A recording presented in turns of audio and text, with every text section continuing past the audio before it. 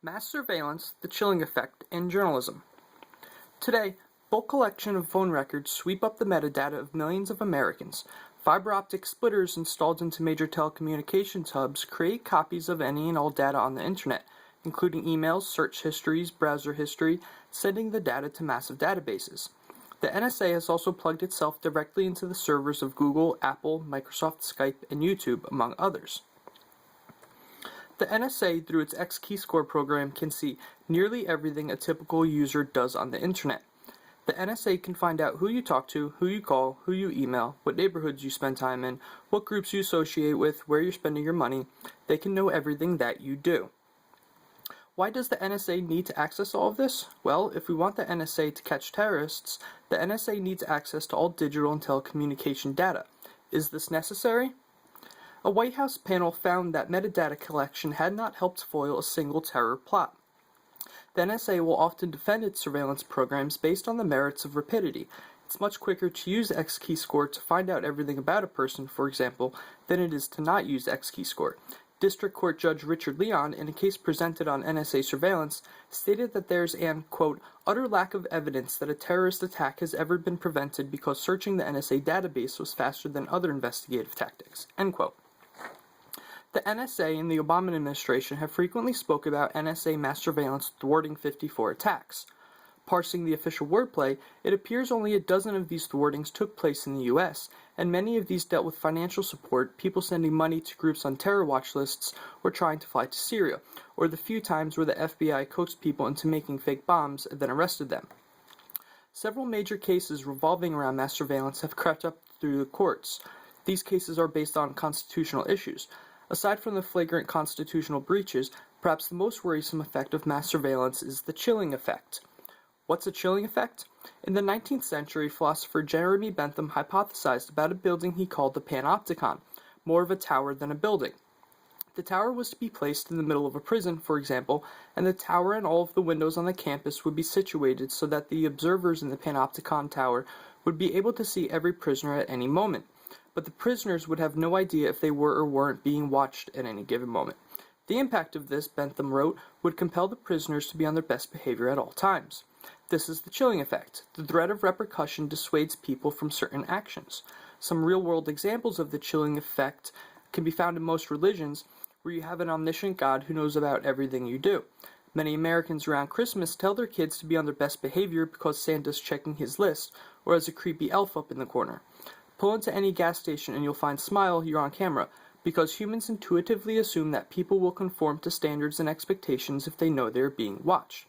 Making matters worse is the uncertainty concerning mass surveillance. What activities, emails, text messages can set off an alarm at the NSA?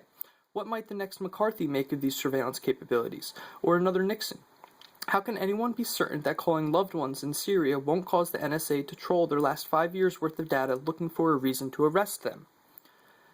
In the case First Unitarian Church of Los Angeles vs. NSA, the First Unitarian Church, along with gun rights groups, Acorn, Greenpeace, and a dozen others, allege that mass surveillance, because it allows the government to know who belongs to those groups, has caused members to leave and caused potential members to decide against supporting these groups.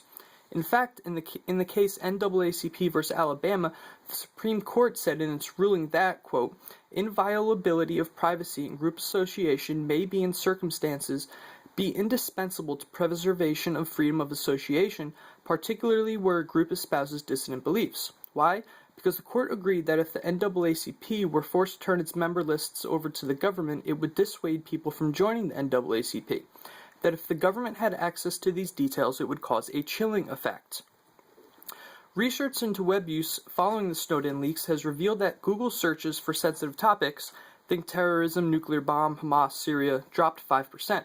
Another study found that views of Wikipedia pages dealing with sensitive topics not only dropped 25% immediately after the Snowden leaks, but continued to drop for at least a year. Both of these studies concluded that the NSA's mass surveillance has created a pronounced and enduring chilling effect. The federal government itself acknowledges that mass surveillance causes a chilling effect.